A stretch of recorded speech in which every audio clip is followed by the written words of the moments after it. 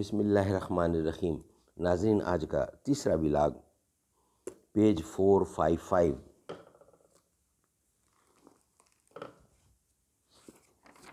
معارف القرآن جلد اول، سورۃ الفاتح سے لے کر سورۃ البقرہ، پارہ اول تا پارہ تیسرا، رکوع 8واں۔ رائٹر ہیں اس کتاب کے مفتی اعظم پاکستان حضرت مولانا مفتی محمد شفیع صاحب رحمۃ اللہ علیہ۔ بسم اللہ الرحمن الرحیم۔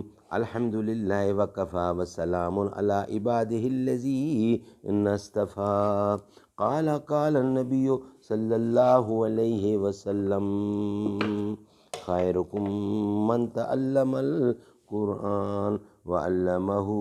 بہترین لوگ وہ ہیں جو خود بھی قرآن پڑھیں، دوسروں کو پڑھائیں، سکھائیں اور لکھائیں۔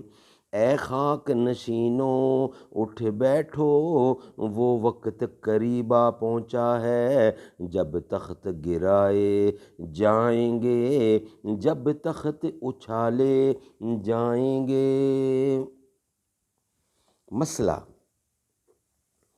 یہ سب کلام ان لوگوں کے بارے میں ہے جو ایسے مقام پر ہیں جہاں سے صبح صادق کو بچشم خود دیکھ کر یقین حاصل کر سکتے ہیں، اور مطلع بھی صاف ہے، اور وہ صبح صادق کی ابتدائی روشنی کی پہچان بھی رکھتے ہیں، تو ان کو لازم ہے کہ براہ راست افق کو دیکھ کر عمل کریں، اور جہاں یہ صورت نہ ہو، مثلا کھلا ہوا افق سامنے نہیں، یا مطلق صاف نہیں، یا مطلع صاف نہیں، یا اس کو صبح صادق کی پہچان نہیں، اس لیے وہ دوسرے آثار و علامات یا ریاضی حسابات کے ذریعے وقت کا تعین کرتے ہیں۔ ظاہر ہے کہ ان کے لیے کچھ وقت ایسا آئے گا کہ صبح صادق کا ہو جانا مشکوک ہو یقینی نہ ہو۔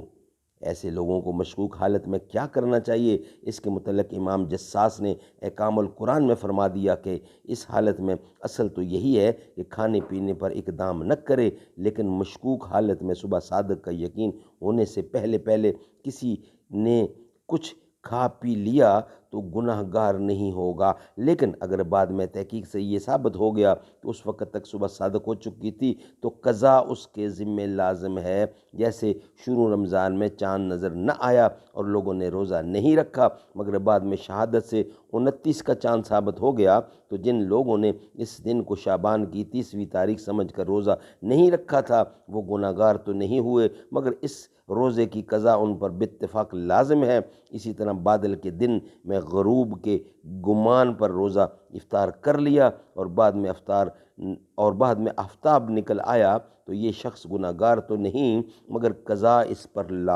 لازم ہے، یعنی واجب ہے۔ ناظرین، آج کا تیسرا ولاگ بھی ہمارا کمپلیٹ ہوا۔ انشاءاللہ چوتھے ولاگ کے ساتھ اب ہماری ملاقات ہوگی آپ کے ساتھ۔